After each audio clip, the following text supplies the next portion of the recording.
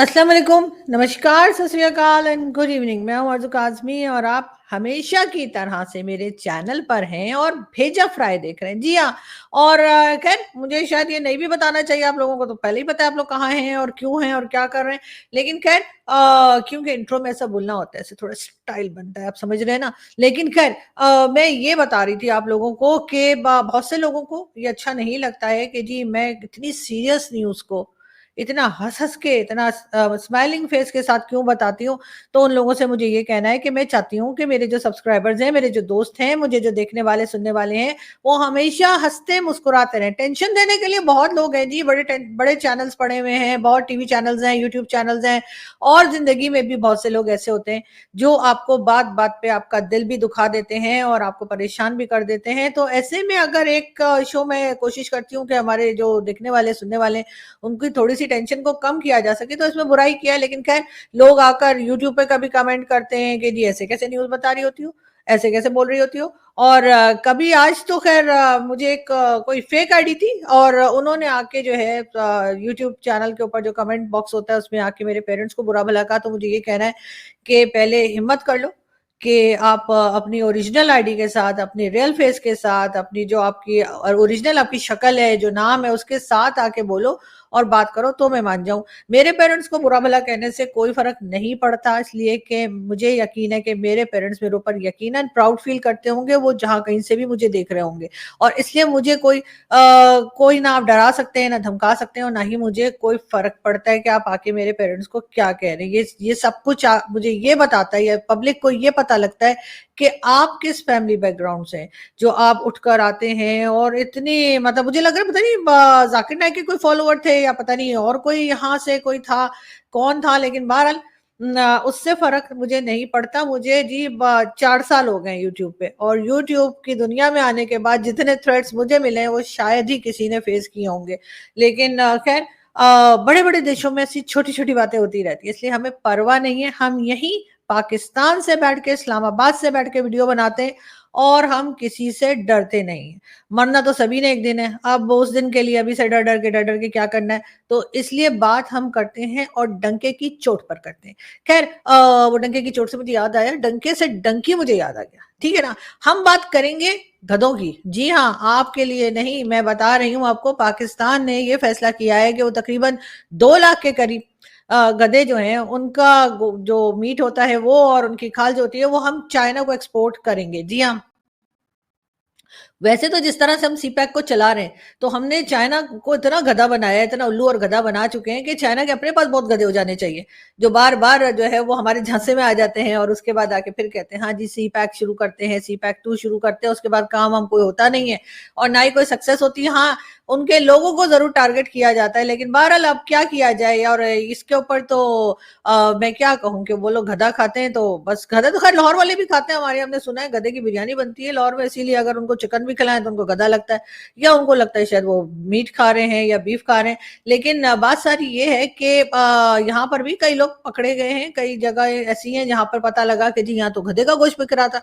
और बात सारी वही है कि चाइना को पाकिस्तान जो है वो एक बार फिर गधे एक्सपोर्ट करेगा यानी कि सेल करेगा और हम चाइना से लेंगे पैसा और यहाँ से उनको गधे जो है वो हम भिजवा देंगे मतलब काट-कूट के और उसके साथ उनकी खालें भी भिजवा दी जाएँगी। वैसे एक ज़माने में ये भी हुआ था कुछ ज़्यादा पुरानी बात नहीं है आई थिंक 2 मंथ्स हुए होंगे, 3 मंथ्स हुए होंगे कि लाहौर में ही जो है वो बहुत सारी जो खालें हैं गधों की वो पकड़ी गई थी और लोग कह रहे थे कि चलो ये खालें वो भी काफ़ी पता नहीं कई टन थी वो खालें और लोग कह रहे थे चलो ये गधों की खालें तो मिल गई हैं, इसके अंदर से गधा किधर गया है? तो वो सब पूछ रहे थे और ज़ाहिर है वो नहीं भेजा जा रहा था जहाँ पे भी ये खालें बेची जा रही थी वहाँ पे गोश्त नहीं भेजा जा रहा था। तो मुझे ऐसा लगता है कि या मीट जो गधे का होता है वो नहीं बेचा जा रहा था तो उससे मुझे लगता है कि लाहौर वाले खुद ही खा पी गए होंगे। मगर बात सारी है कि जी पाकिस्तान ने जो है वो बहुत अच्छा फैसला किया है कि ज़ाहिर है अब अगर चाइना में गधों की वैल्यू है या गधे खाए जाते हैं तो भेज दिए जाएँ। वैसे स्ट्रीट डॉग्स भी यहाँ पर बहुत ज़्यादा हो गए और एक मौलाना साहब की वीडियो मैंने देखी थी जो ये कह रहे थे कि इससे भी पैसा कमाया जा सकता है कि आप चाइना को गधे और कुत्ते यानी स्ट्रीट डॉग्स जो हैं वो भी आप चाइना को बेच दें और उसके बाद इकोनॉमी बेहतर हो जाएगी यानी अब हाल यहाँ तक बात पहुंच चुकी है कि अब हम जो है वो यहाँ से गधे और जो स्ट्रीट डॉग्स हैं वो भी बेचने के लिए तैयार हो गए, लेकिन सुधरने को तैयार नहीं है। जी हाँ, पाकिस्तान की पब्लिक काम करने को तैयार नहीं है, या पाकिस्तान की वो लोग जो जिनके हाथ में पावर होती है वो भी काम करने को तैयार नहीं है, और बाकी पब्लिक तो आपको पता ही है कि कहाँ कहाँ से भीख मांगते हुए पकड़े जाते हैं। कभी सऊदी अरब चले जाते हैं तो कभी यूएई चले जाते हैं, और इसी तरह की कई न्यूज जो है वो आप देख भी चुके हैं और पढ़ भी चुके हैं, और हमने खुद भी देखा है। जब मैं कभी दुबई जाती हूँ तो एक आध जगह इस तरह के लोग टकर ही जाते हैं जो भीख मांग रहे होते हैं, और उनका ताल्लुक कहीं ना कहीं से पाकिस्तान की किसी सिटी से होता है। अब लोगों को जब ये लगे कि जी हमारे जो प्राइम मिनिस्टर हैं, हमारे जो प्रेसिडेंट हैं, या हमारे जो मिनिस्टर्स हैं और दूसरे लोग जो के कंट्री को चलाते हैं या पॉलिसीज बनाते हैं, अगर वो जा जाकर चाइना से और यूएई से और सऊदीया से भीख मांगेंगे तो हम पब्लिक ने सोचोगे चलो हम भी मांग के देख लेते हैं, इसमें क्या हर्ज है। लेकिन खैर, अब वैसे मैं तो सोच रही थी कि पाकिस्तान को चाहिए कि कॉकरोचेस जो है वो भी जो है वो चाइना को बेचना शुरू कर दें, इसलिए कि कई घरों में मैंने देखा है कि किचन में बहुत कॉकरोचेस होते हैं। खैर मेरे घर में तो नहीं है, मैंने तो स्प्रे कर करके ना, तो लेकिन ये कि कॉकरोचेस भी दे देने चाहिए, और जो इस तरह के कीड़े मकोड़े जो बहुत ज्यादा गंदगी की वजह से पाकिस्तान में बढ़ गए हैं उनको भी वहां पर एक्सपोर्ट कर दीजिए, तो मेरा ख्याल है कि अच्छा खासा बिजनेस हो जाएगा। लेकिन खैर हम इस पे शर्मिंदा नहीं है, हम इसको बड़ा खुल्लम खुल्ला बता रहे हैं कि जी हाँ, हमारे यहाँ से गधे जो हैं वो चाइना को एक्सपोर्ट किए जा रहे हैं। नहीं जी नहीं, हम हमारे यहाँ आईटी एक्सपर्ट्स नहीं होते, नहीं नहीं नहीं, आप गलत समझ रहे हैं। हमारे यहाँ से आईटी एक्सपर्ट्स, इंजीनियर्स, डॉक्टर्स या पढ़े लिखे लोग जो हैं, वो लोगों की बात नहीं करी मैं, जो वो बुक्स रख के बैठे होते हैं लेकिन पढ़ी कोई बुक नहीं होती। हमारे पास जी थोड़ी सी बुक्स हैं, वो हमने पढ़ रखी हैं, इसीलिए इतनी थोड़ी आपको दिखाई देती हैं, लेकिन थोड़ी सी इधर भी है, ठीक है। तो लेकिन बात सारी ये है कि पाकिस्तान जो है उसको किसी, मैंने जैसे पहले कहा था, इकोनॉमिस्ट की जरूरत है कि हम अपनी इकोनॉमी को बेहतर कैसे करें। हमें किसी एजुकेशनिस्ट की जरूरत है कि चले हमने तो जैसा तैसा पढ़ लिया, ठीक है ना, हम तो शायद किसी जगह दुनिया में किसी स्टैंडर्ड पे उतरते ही नहीं है, मान लिया हमने, लेकिन हमारी नेक्स्ट जनरेशन तो बेहतर हो, आगे आने वाले जो स्टूडेंट्स हैं उनको तो कोई सही तालीम मिले। तो हमें किसी एजुकेशनिस्ट को बुलाना चाहिए था, हमें किसी इकोनॉमिस्ट को बुलाना चाहिए था, और उससे हम जो निकल चुके हैं स्कूल कॉलेज से, हम भी उससे सीख सकते हैं, हम भी अपने आप को अपडेट कर सकते हैं। अभी भी कोशिश करते हैं, बहुत से हम अपने दोस्तों को देखकर अपने आप को अपडेट करते हैं, बहुत से हमारे इंडियन दोस्त हैं जिनको सुनकर, जिनको देखकर, जिनकी बातें सुनकर हम अपने आप को अपडेट करते हैं, अपने आप को ठीक करने की कोशिश करते हैं। लेकिन बात सारी ये कि सब लोग तो नहीं ऐसा कर रहे ना, तो उसके लिए एजुकेशन सिस्टम को तो ठीक करना ही होगा। मगर हमने ना किसी एजुकेशनिस्ट को बुलाया, ना किसी इकोनॉमिस्ट को बुलाया, ना किसी एनवायरनमेंट के एक्सपर्ट को बुलाया कि जी हमारे एनवायरनमेंट का इतना जो प्रॉब्लम है, हमारे यहाँ जो फूड शॉर्टेज और वाटर शॉर्टेज और न जाने क्या क्या है, या किसी हेल्थ सेक्टर से किसी एक्सपर्ट को बुलाया होता कि जी हमारे यहाँ से पोलियो खत्म नहीं हो रहा। वैसे पोलियो तो हमारे खत्म होने वाला है अभी नहीं, इसलिए कि जब तक पाकिस्तान को बाहर से फंड्स मिलते रहेंगे पोलियो के नाम पे, तब तक हमारे यहाँ से पोलियो के केसेस निकलते रहेंगे। इस साल भी 6 से 7 केसेस जो हैं वो सिर्फ और सिर्फ केपीके से निकले, और बाकी केसेस जो हैं वो अलग है। लेकिन मुझे अफसोस होता है उन पेरेंट्स के ऊपर जो अपने बच्चों को जो है पोलियो ड्रॉप्स नहीं दे पाते, चाहे वो अपनी मर्जी से हो, चाहे डर के मारे या किसी भी वजह से, और उन बच्चों की पूरी जिंदगी जो है एक तरह से वो पैरालाइज हो जाते हैं, और बहुत मुश्किल जिंदगी होती है उन बच्चों की, और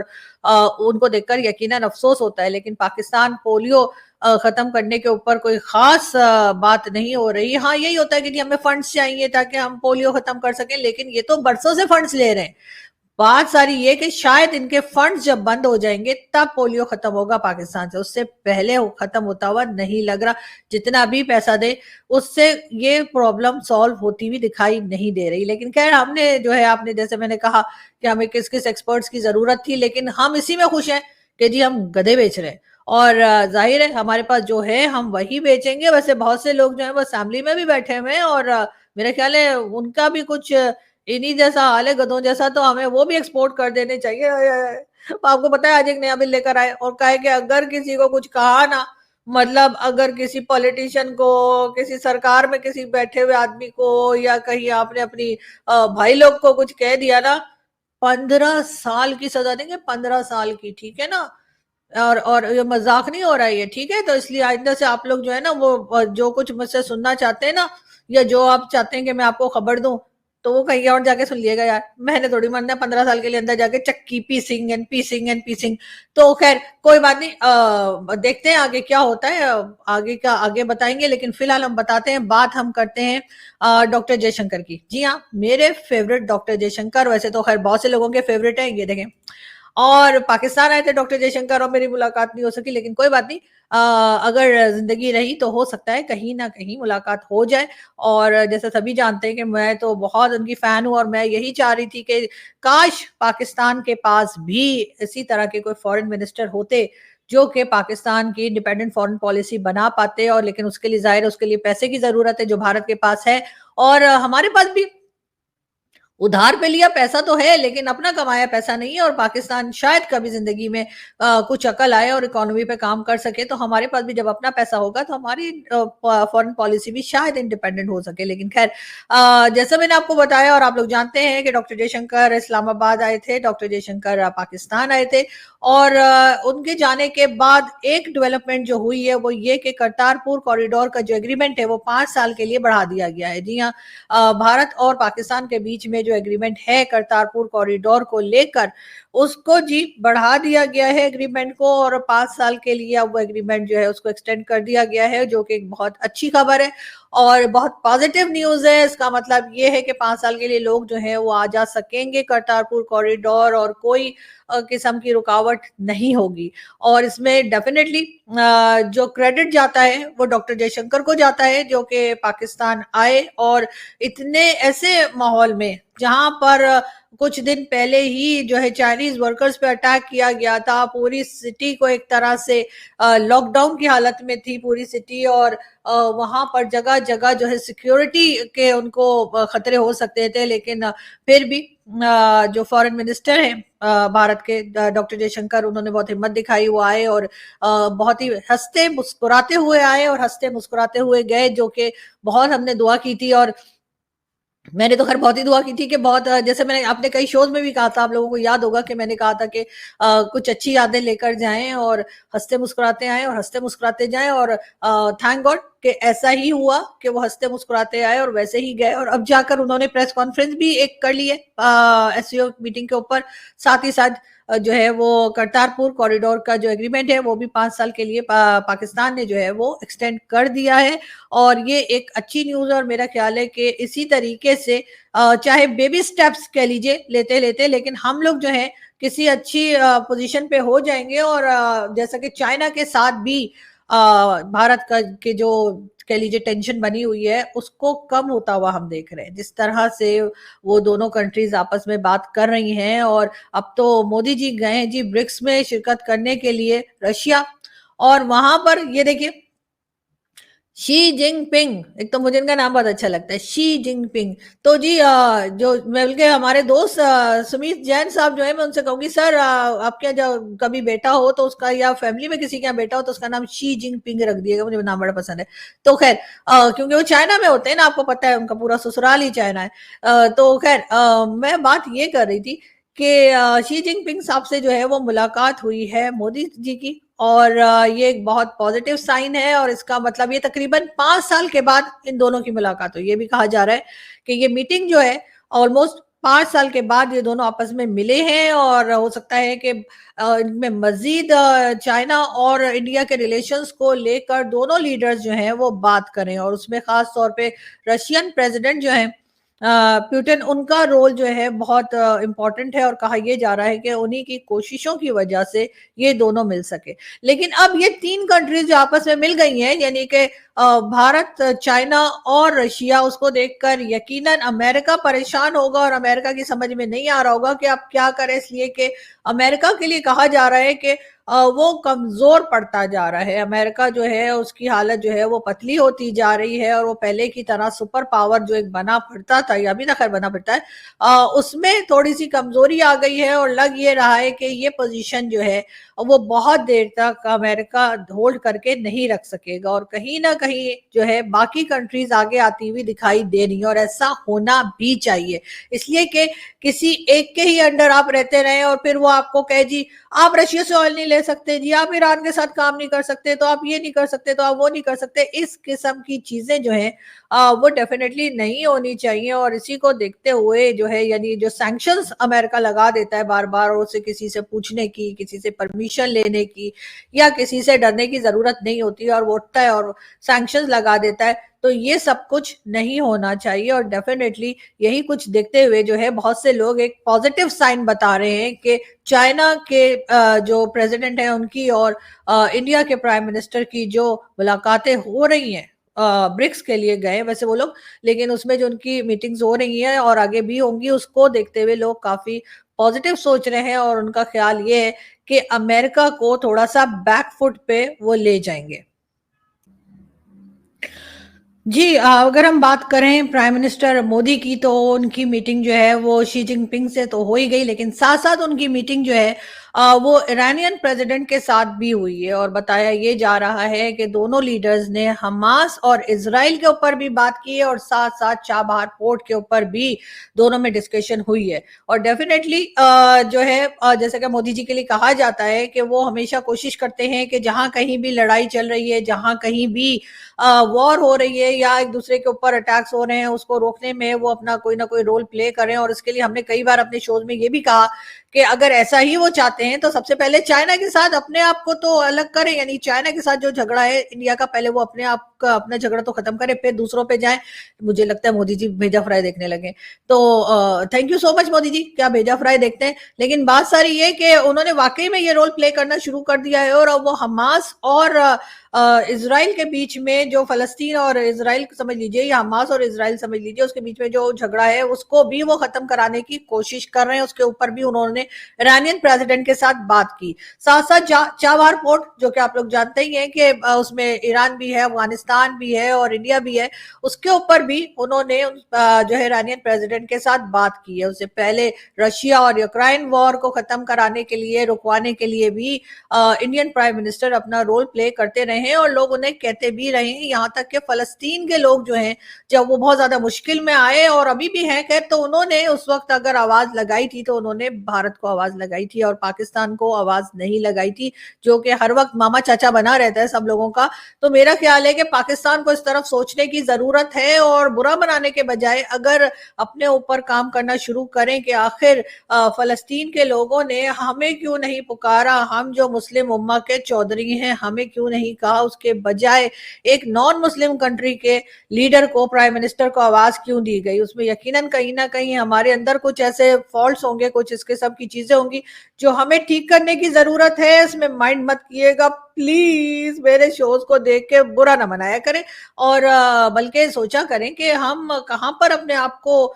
इम्प्रूव कर सकते हैं, जिससे अगर दुनिया के लोग, अगर कोई सोचे कि जी हमें वॉर रुकवानी है या कोई प्रॉब्लम सॉल्व करनी है, तो पाकिस्तान की तरफ भी देख ले, पाकिस्तान को भी आवाज दे ले। लेकिन ऐसा नहीं, हालांकि हमने तो कई बार कहा है कि हम इसराइल की ईंट से ईंट बजा देंगे, हमारे पास इस्लामिक एटम बॉम्ब है और हमारे पास क्या कुछ है, लेकिन फिर भी ना तो इसराइल उससे डरा, ना कांपा, ना इसराइल ने कहा पाकिस्तान से मुझे माफ कर दो, ऐसा कुछ भी नहीं हुआ। और ना ही फलस्तीन के लोगों ने पाकिस्तान से कहा कि हाँ जी ठीक है, दो दो पाव पाव के बम जो है भेज दो, ऐसा कुछ भी नहीं हुआ। और ना ही ईरान ने कुछ कहा, हालांकि ईरान ने, आपको याद होगा कुछ दिन पहले ईरान ने जो है 200 के करीब मिसाइल्स जो थे वो इसराइल में फेंके थे या इसराइल की तरफ फायर किए थे, लेकिन उसमें से एक मिसाइल भी उन्होंने हमसे नहीं खरीदा। हम हमने जो है बॉम्ब लेके बैठे हैं कि ले लो, कोई ले लो, बॉम्ब खरीद लो, बॉम्ब खरीद लो, लेकिन कोई आता ही नहीं। मगर खैर कोई बात नहीं, अपना भी टाइम आएगा क्या। तो अच्छा खैर, मेरे ख्याल है शो का टाइम भी खत्म होने वाला है, वरना आपको तो पता है ना जाकिर नाइक साहब ने क्या बोला है, तो इसलिए मैं 20 मिनट सोने से पहले चलती हूँ, और आप लोगों से मुलाकात होगी नेक्स्ट वीडियो में। अपना बहुत सारा ख्याल रखिएगा, हंसते रहिए, मुस्कुराते रहिए। हमारी नजरें रहेंगी जाकिर नाइक पे जब तक कि वो पाकिस्तान से फ्लाई नहीं कर जाते, वापस नहीं चले जाते मलेशिया या जहां भी उन्हें जाना है। वैसे तो मेरी तो पूरी ऑफर है उनको कि अगर उनमें हिम्मत है तो हमारे चैनल पर आएँ और सिर्फ़ हमारे 5 सवालों का जवाब दे दें और उसके बाद टाटा बाय-बाय हम कर देंगे। और दूसरी तरफ गवर्नमेंट से भी मेरी रिक्वेस्ट है कि प्लीज़ अगर आपको भारत से टर्म्स ठीक करने और ज़ाकिर नाइक से बिस्मिल्लाह कीजिए और ज़ाकिर नाइक को वाघा बॉर्डर से भारत के हवाले कर दीजिए। उससे एकदम जो है वो आपको पता है कि भारत खुश हो जाएगा, एकदम खुश हो जाएगा और उससे होगा ये कि हमारे टर्म्स ठीक हो जाएँगे और बेहतरी की तरफ जाने की कोशिश करनी चाहिए। बहरहाल यहाँ से हम चलते हैं, आपसे फिर मिलेंगे। अपना बहुत सारा ख्याल रखिए, हँसते रहिए, मुस्कुराते रहिए, खुश रहिए। Thank you.